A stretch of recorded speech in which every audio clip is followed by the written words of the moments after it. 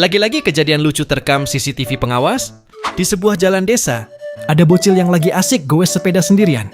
Pas sampai di pertigaan jalan, dia dengan santainya belok ke kanan. Tapi masalahnya, belokannya kelewat santai.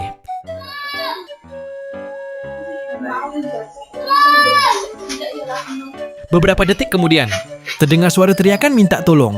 Lucunya orang-orang dekat warung langsung bingung. Karena ada suara tapi nggak ada orangnya.